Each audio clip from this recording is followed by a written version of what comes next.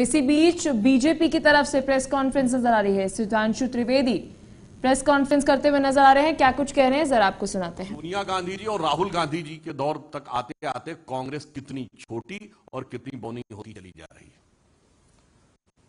दूसरी बात, इस विषय में एक और बिंदु महत्वपूर्ण है।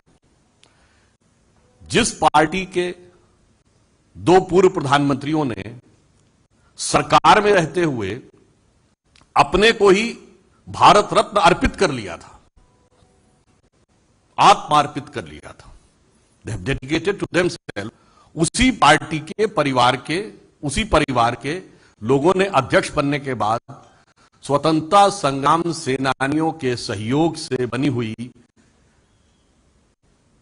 संस्था जो उन्हीं की पार्टी ने बनाई थी, उसकी सारी संपत्ति और धन को अपने को अर्पित कर लिया। यह दर्शाता है कि स्वतंत्रता आंदोलन के स्वघोषित स्वयंभू उत्तराधिकारी वास्तविकता में उसके साथ क्या कर रहे थे। ऑन दी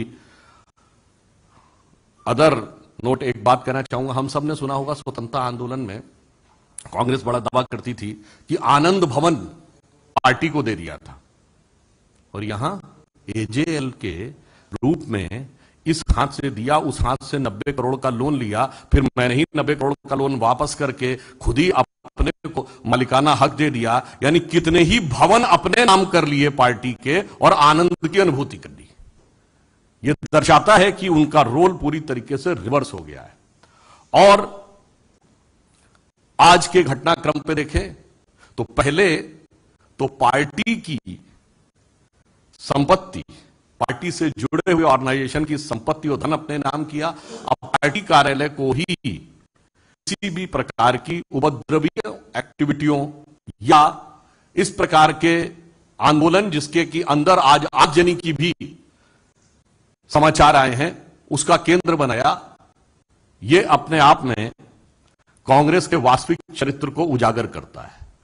और दूसरा मैं यह प्रश्न करना चाहता हूं कि आज सवेरे या जब कांग्रेस ने प्रेस कॉन्फ्रेंस किया था तो दोनों मुख्यमंत्री उनके उपस्थित थे, उन्होंने अपने विचार अभिव्यक्त किए थे। आज तीसरा दिन है। हम यह पूछना चाहते हैं कि कांग्रेस शासित राज्यों के मुख्यमंत्री अपने राज्य सरकारों का कार्य छोड़कर विगत 3 दिनों से दिल्ली में क्या कर रहे हैं।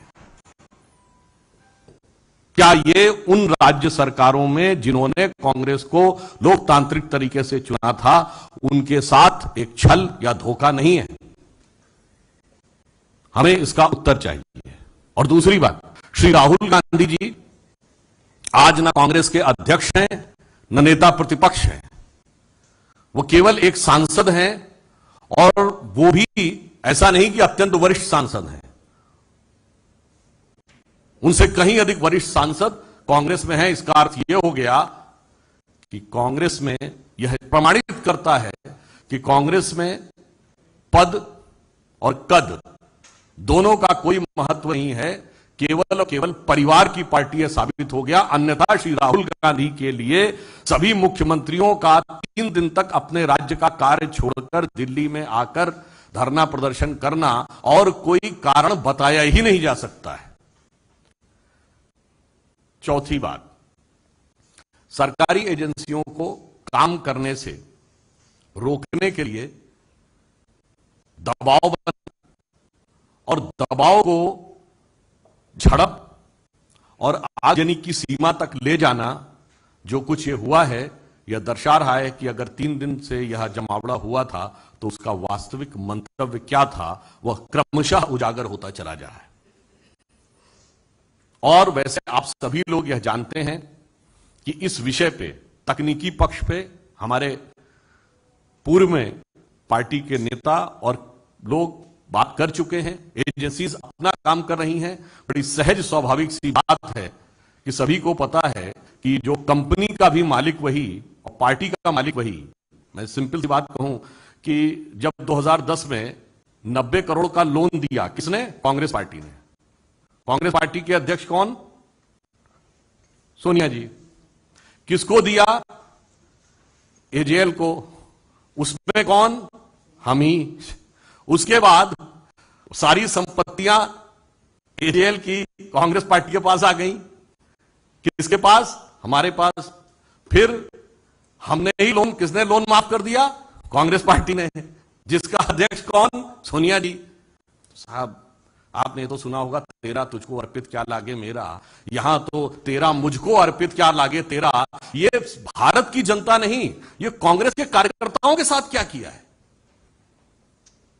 हमारे पार्टी का नेतृत्व यह कहता है कि तन समर्पित, मन समर्पित और यह जीवन समर्पित, और चाहता हूं देश की धरती तुझे कुछ और दिन। और वो ये कहते हैं कि तेरा तन मन धन सब मेरे को समर्पित। इसलिए यह प्रकरण भारत के इन्वेस्टिगेटिव इतिहास का अपने आप में एक अद्भुत और विचित्र उदाहरण है। और मैं पुनः इसको रेखांकित कर देता हूं, यह विषय यूपीए सरकार के शासनकाल में शुरू हुआ।